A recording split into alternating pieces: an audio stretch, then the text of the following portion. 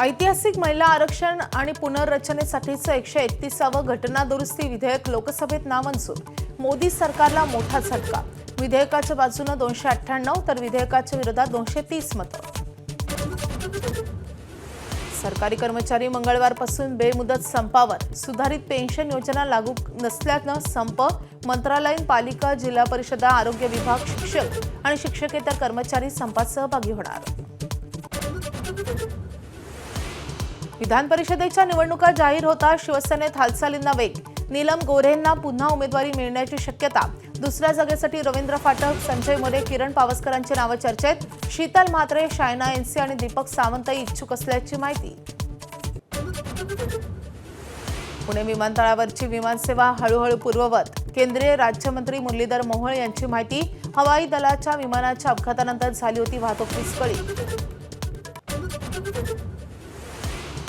नाशिकमधील टीसीएस प्रकरणात अॅट्रॉसिटीचा गुन्हा दाखल. निदा खान, दानिश शेख, तौसिफ अत्तार यांच्यावर गुन्हा. जातीवाचक शेरेबाजी केल्याची पीडितेची तक्रार.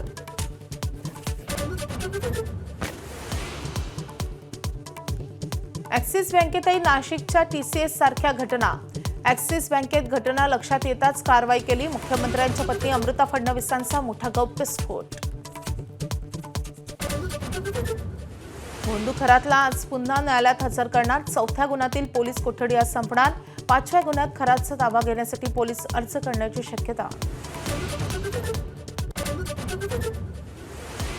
1 लाख खरात एकत्र केले तर 1 अकबर तयार होईल. अभिनेते शरद पोंक्षे यांचं नांदेडमध्ये वक्तव्य.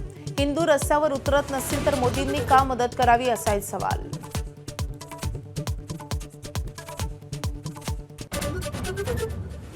अमेरिकेनं नाकेबंदी कायम ठेवली तर हॉर्मुझची सामुद्रधुनी बंदच राहील. इराणचा इशारा. ट्रम्प यांच्या युरेनियम हस्तांतरणाचा दावाही खोडून काढला.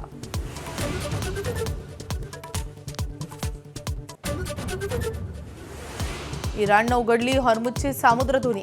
20 जहाजांनी ओलांडलं हॉर्मुझ. क्रूझ जहाजाचा देखील समावेश. दुबईहून ग्रीसला पर्यटन सफारीवरचं जहाज हॉर्मुझमधून रवाना.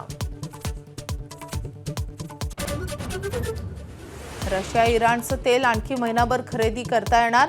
अमेरिकेकडून तेल खरेदीवरचे निर्बंध 16 मे पर्यंत शिथिल. भारतासह अनेक देशांना मोठा दिलासा.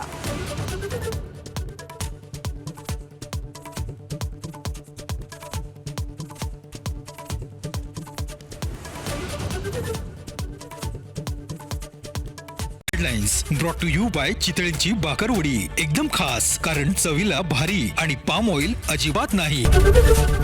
एबीपी माझा, उघडा डोळे बघा नीट.